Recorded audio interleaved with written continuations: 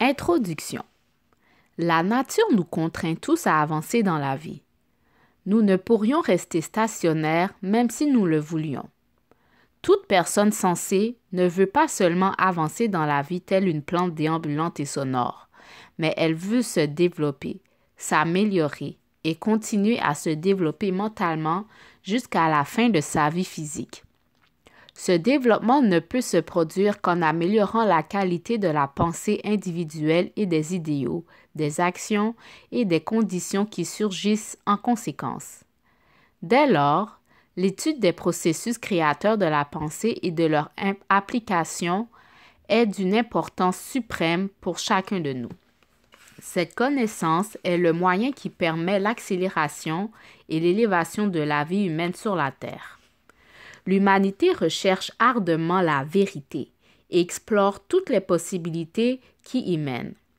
Dans le cadre de ce processus, elle a produit une littérature particulière qui s'étend sur toute la gamme de la pensée, en allant de l'insignifiant au sublime, s'élevant de la divination en passant par toutes les philosophies pour atteindre l'ultime noble vérité de la clé de la maîtrise. La clé de la maîtrise est offerte au monde comme un moyen de capter la grande intelligence cosmique et d'attirer d'elle ce qui correspond aux ambitions et aux aspirations de chaque lecteur. Chaque chose et chaque institution qui nous entoure, créée par l'action humaine, devait d'abord exister sous la forme d'une pensée dans un esprit humain. La pensée dès lors est constructive. La pensée humaine est le pouvoir spirituel du cosmos qui opère à travers sa créature humaine. La clé de la maîtrise explique au lecteur comment utiliser ce pouvoir de manière constructive et créative. Les choses et les circonstances que nous voulons voir manifester, nous devons d'abord les créer dans notre pensée.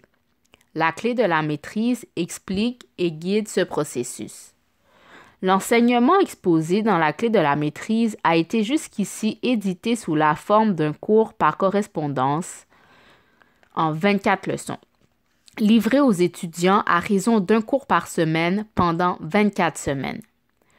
Nous recommandons au lecteur qui reçoit maintenant en une fois l'ensemble des 24 parties de ne pas lire ce livre comme un roman, mais de le traiter comme un cours d'étude et de consciencieusement s'imbiber de la signification de chaque partie, en lisant et en relisant une seule partie par semaine avant de passer à la suivante.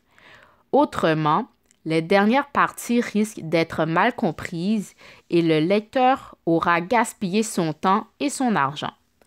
S'il est utilisé comme je viens de l'expliquer, le livre La clé de la maîtrise accroîtra et développera la personnalité du lecteur. Il l'équipera d'un nouveau pouvoir qui lui permettra de réaliser n'importe quel noble but personnel, ainsi que d'une nouvelle capacité de jouir des beautés et des merveilles de la vie. F. H. Burgess.